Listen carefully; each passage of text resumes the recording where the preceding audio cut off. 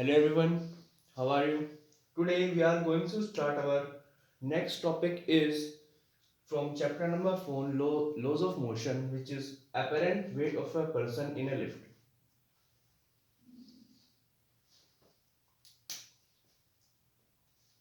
Lift में एक person का ये हमारे पास एक लिफ्ट है, ये लिफ्ट है, इसमें एक पर्सन खड़ा है। इस लिफ्ट में एक वेट मशीन है, हमने एक वेट मशीन को रख दिया और उसके ऊपर एक मैन पर्सन खड़ा है। तो हमें डिफरेंट डिफरेंट लिफ्ट के पोजीशंस पे हमें रिएक्शन फोर्स फाइंड आउट करना है कि कैसे कैसे फोर्स लगेगा।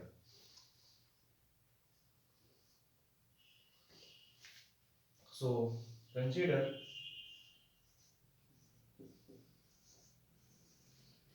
A man stand on weight machine in lift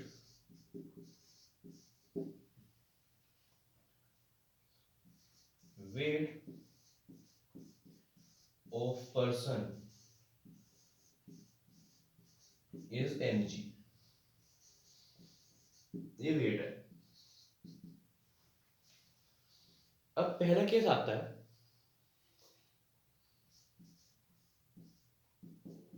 case one में क्या होगा, जब लिफ्ट अपवर्ड मूव कर रही होगी विद एक्सीलरेशन ए, जब लिफ्ट अपवर्ड मूव कर रही होगी एक्सीलरेशन ए से, तब when lift move upward with acceleration e,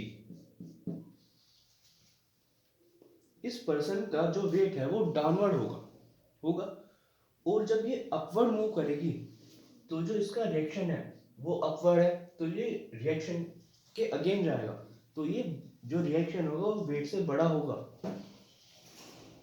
that is are, जो रिएक्शन है वो बड़ा होगा वेट से। तो हम ये कह सकते हैं अगर मैं इन दोनों का डिफरेंस करूं तो वेट फोर्स के इक्वल होगा। ये फोर्स लगाएगा इस पे तो ये आ जाएगा by second law of motion. F जो होता है वो एम बी के इक्वल होता है। यहाँ पे हम कह सकते हैं जो फोर्स है वो आर माइनस एम जी होगा। R minus M G is equal to M में, जब हम इसमें से इसको माइनस करेंगे तभी तो ये मास और एक्सीलरेशन के इक्वल होगा। तो हम इसे इधर ले जाएंगे तो R is equal to M में प्लस एम जी, यहां से हम एम कॉमन ले लेंगे तो आर आ जाएगा एम ए प्लस जी। ये जब का केस आया जब लिफ्ट अपवर्ड मूव कर रही है, तो इसमें क्या होगा, पर्सन का वेट बढ़ेगा या घटेगा। इसमें जो पर्सन का वेट है वो बढ़ेगा क्योंकि वो अपवर्ड साइड मूव कर रही है।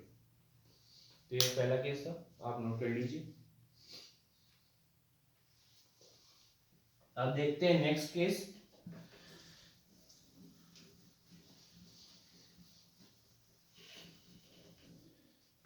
सेकेंड जो केस है उसमें क्या होगा, जो लिफ्ट है वो डाउनवर्ड मूव करेगी, तो जो अभी मैंने स्टेप्स करे उसका रिवर्स हो जाएगा, दिया जाएगा when lift moves downward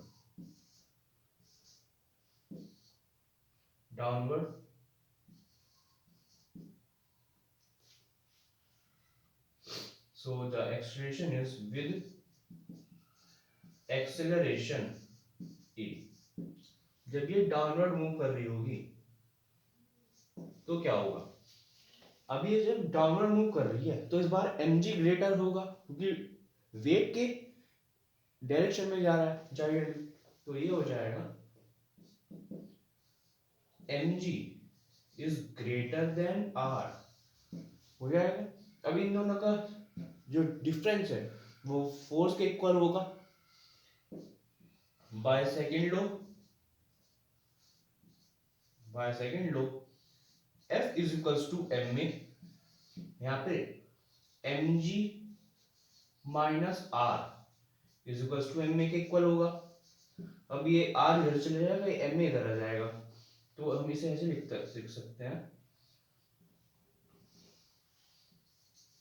mg minus M A is equals to r, यहाँ से हम m कॉमन ले लेंगे, तो आ जाएगा m g माइनस ए। आप देख सकते हैं इसमें जो ग्रेविटी है वो a सब्ट्रैक्ट कर रहे हैं, तो इसका मतलब क्या, जो वेट है पर्सन का वो डिक्रीज होगा, कम होगा। ऑलराइट, तो ये सेकंड केस है, लिख लीजिए आप। यहाँ पर लास्ट में लिख देते हैं यहाँ पे साइड में लिख देते हैं the weight of person is decrease. Alright, अब दो केस हो आते हैं।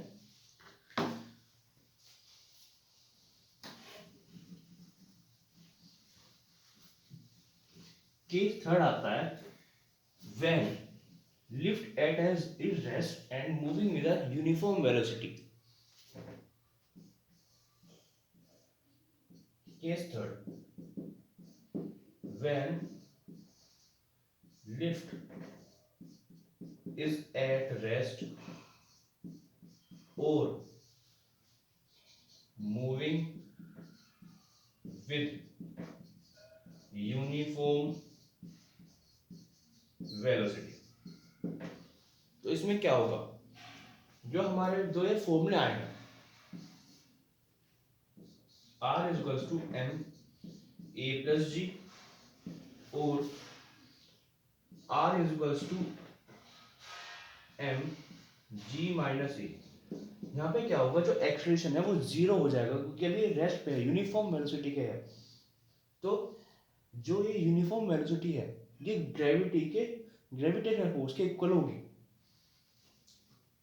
जो ये केस होता है जब यूनिफॉर्म वेलोसिटी से मूव करेगी, ये जो हमारा सेकंड है ये वाला फॉर्मूला हम इसमें वैल्यू रखेंगे, क्योंकि ये डाउनवर्ड मोशन हो रहा है, ग्रेविटी के उस अलग हो रहा है, तो हम ये वाला फॉर्मूला कंसीडर नहीं करेंगे इस केस में।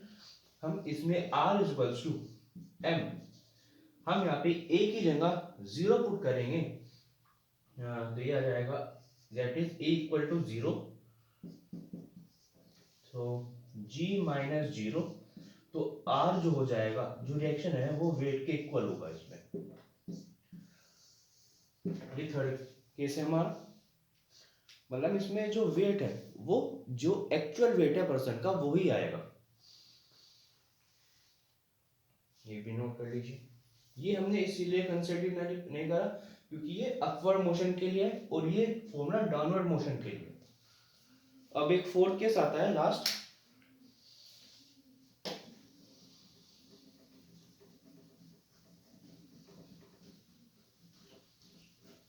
जो हमारा लास्ट केस आता है वो आता है क्या हो अगर ये लिफ्ट का केबल ब्रेक हो जाए।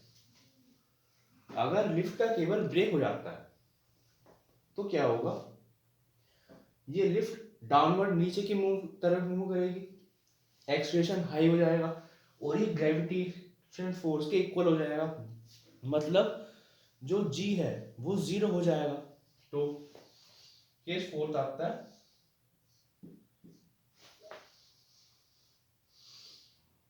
when cable of lift breaks, जब ब्रेक हो जाएगा केबल तो क्या होगा, r इज जो एक्सीलरेशन है वो g के इक्वल हो जाएगा, g के m a plus g and r is equals to m g minus है।